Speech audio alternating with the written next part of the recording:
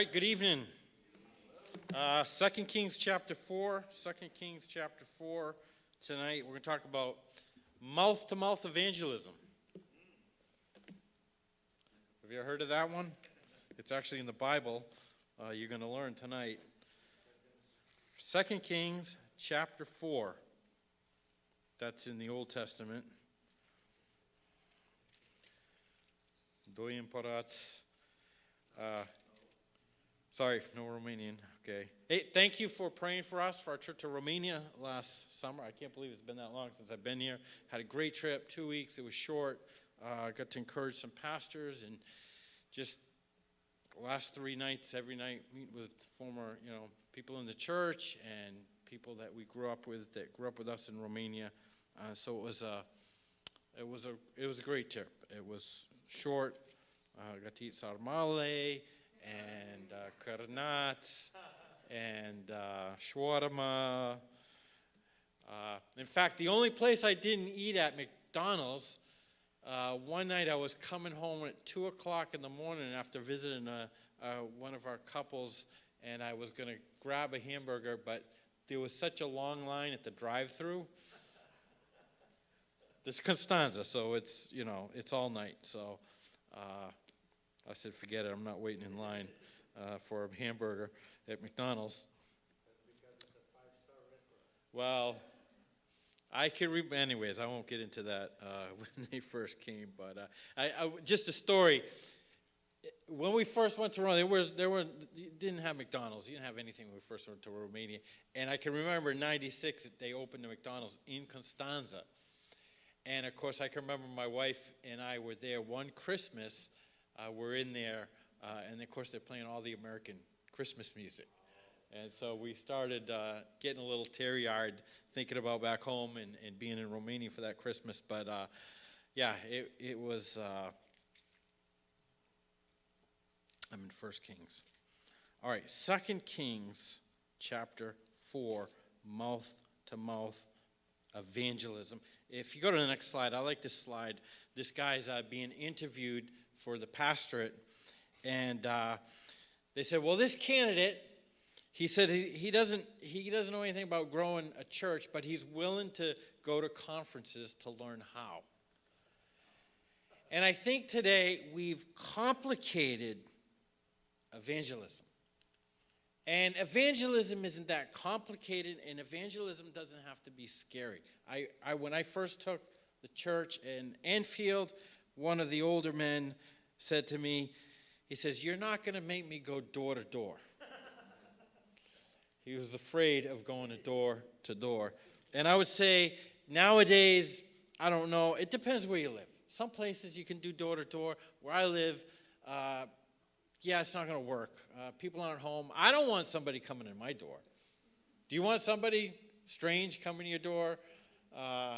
So not the best way. And we have all these methods. I would notice as a missionary, I would be in a church, and they'd talk about this great program, and they're going to do this program, blah, blah, blah.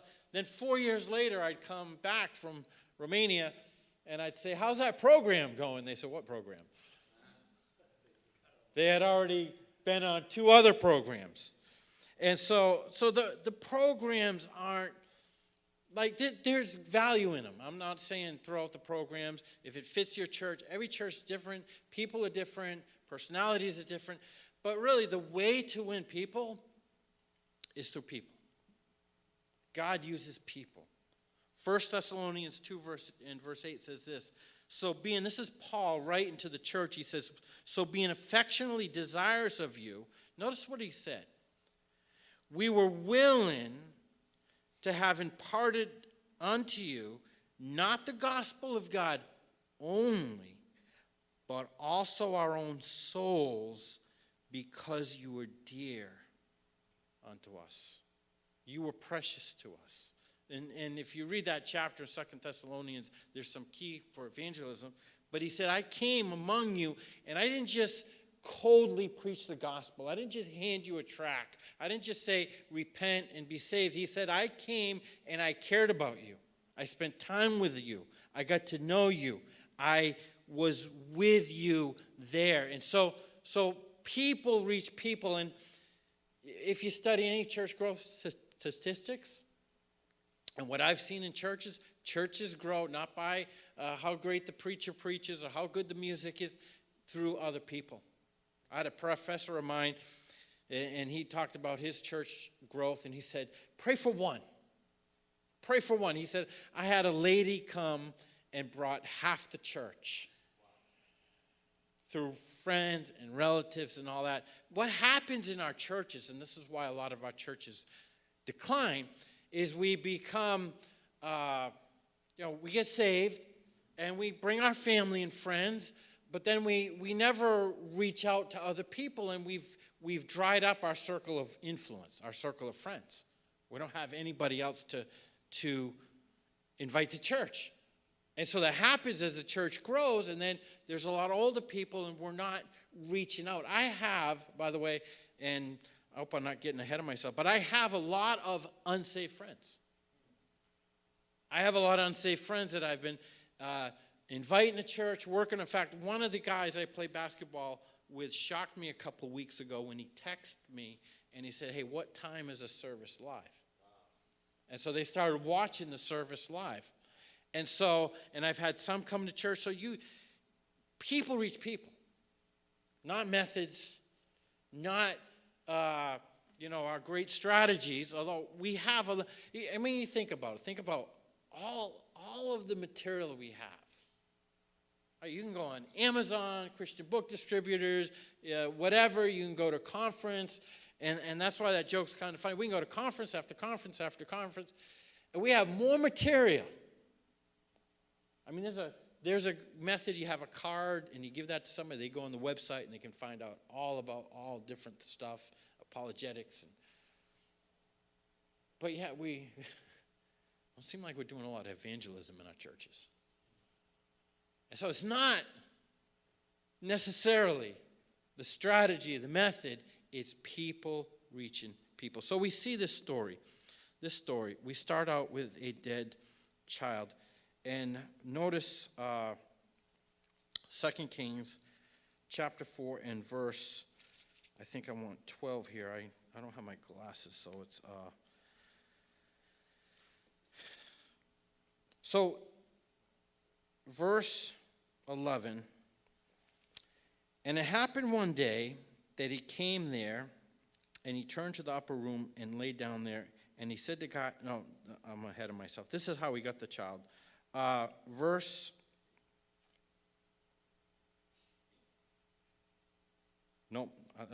ahead of myself.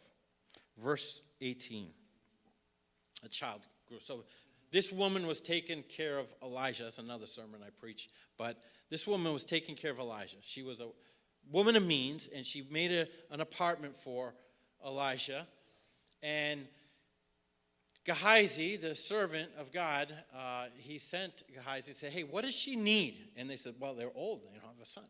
And he said, all right, next year you're going to have a son. She said, don't lie to me like you're tricking me, right? And she had a son.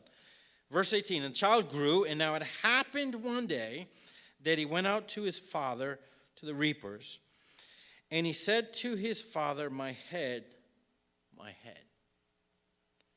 So he said to a servant, carry him to his mother. And we had taken him and brought him to his mother. He sat down on her knees till noon and then died. Now this is tragic. I've never had a child die. Josiah did get hit by a car when he was 2 years old and was in the hospital. But I've known people that have had children die. We had a young kid in our church, Manu, 8 years old. He was in Sunday school, and then his brother called me and said he was hit by a car, and I was in the morgue. The father was screaming, Manu, Manu. And is in Romania, this big stone table was hit by a car, and the kid that killed him had already killed somebody else, and he had connections, and he never went to jail. His father has not recovered to this day because of the bitterness and the anguish of the child. And so it's a terrible tragedy when a child dies. And he said to the servant, carry him to his mother. And when he had taken him and brought him to his mother, he sat on her knees until noon and then died. And she went up and laid him in the bed of the man of God, shut the door upon him, and went out. Now, why is evangelism so difficult? Because people are dead. Literally, we could say evangelism is raising people from the dead. And so evangelism is a struggle. It's difficult. It's discouraging. It takes a lot of effort. But remember, we're raising the dead. You thought just charismatics raise the dead, right? Baptists should be raising the dead in the sense that we should be bringing people from death to life through the power of the gospel. And so what did she do? She went to the man of God. Then she called to her husband and said, please send me one of the young men and one of the donkeys that I may run to the man of God and come back. And he said, why are you going to him today? It is neither a new moon nor a Sabbath. And she said, as well. And she saddled the donkey and said to her servant, drive and go forward. Do not slacken the pace for me unless I tell you. So she went to the man of God. So evangelism starts with going to God. Prayer. Brooklyn Tabernacle Choir Church in New York. It grew through prayer. If any of you have read Fresh Wind, Fresh Fire. There's been many churches that have grown through prayer. We don't pray today like we used to. I don't know. When you have everything, it's hard to pray. But if we realize we're raising from the dead, we need to pray. We need to be seeking God. And so she went, she met the man of God. He knew something was wrong. And then notice verse 29. Then he said to Gehazi, get yourself ready and take my staff in your hand and be on your way.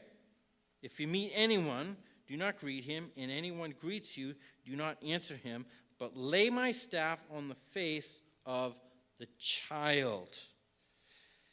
And so, I guess maybe this is an application, maybe not, but the staff was not sufficient. So, Gehazi, and we know that Gehazi's heart wasn't totally for God. Later on, he became a leper because he wanted the money. But Elijah sent the servant, and he went into the chamber, and he put the staff on the young boy. Nothing happened. Nothing happened. Didn't happen. And sometimes, it's not, I tell people all the time, just preach the gospel. Just be a light. It's not in our methods. Think about this. If it depended on our presentation, sometimes we feel, well, I'm not ready. Well, do you know John 3:16? Do you?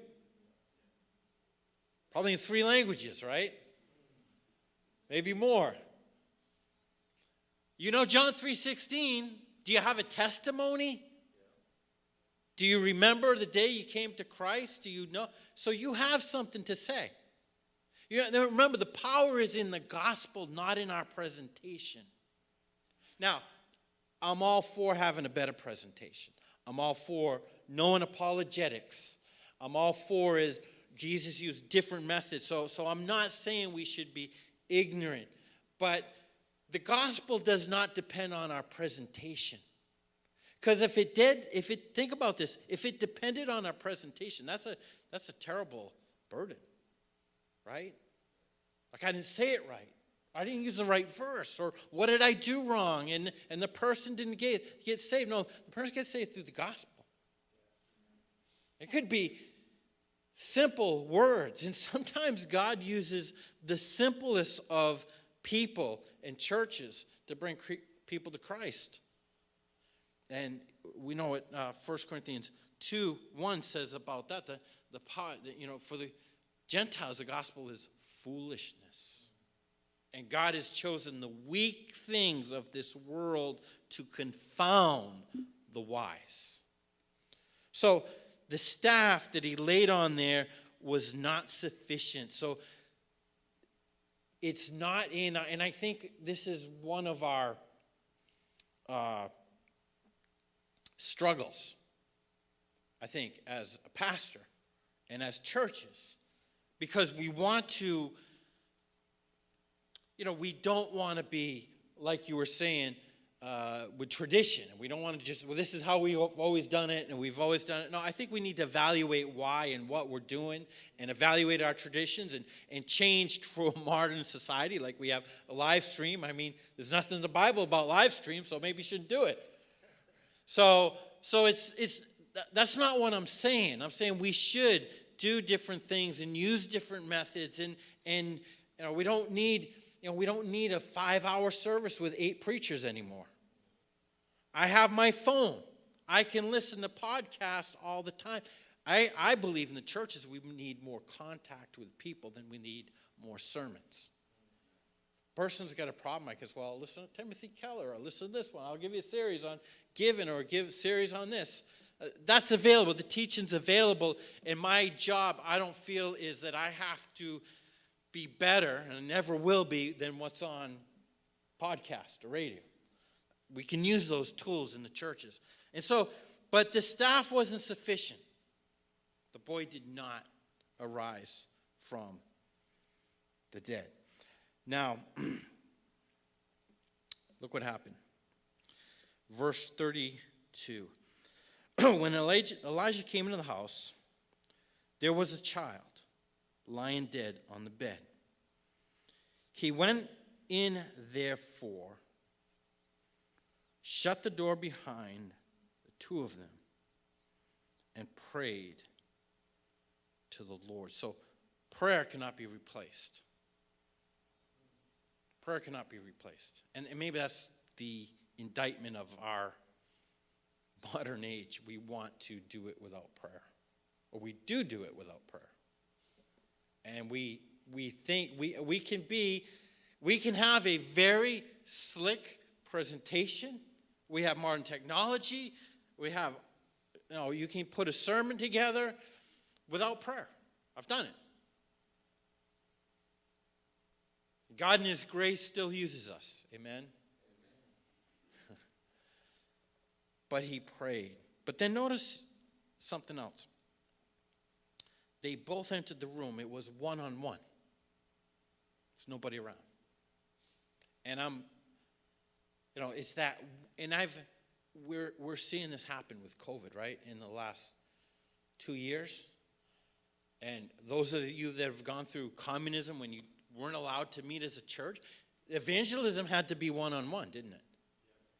And we've kind of gotten lazy in a church. We were thinking, well, if I invite somebody to church and they can hear the message, maybe they'll get saved. And we're seeing that that's not, we don't know what that's going to be in the future. And with COVID, we weren't all able to meet. But the church in Iran is growing. They're not allowed to meet. The church in China is growing. They're not allowed to meet. Why? Because evangelism becomes one-on-one. It's a life affecting another life. It's one-on-one. And we need to, as a church, it is not the job of just the pastors to do evangelism. It's not to hire an evangelism. It is the job of everybody in the pew to be involved in evangelism. Now, I'm not saying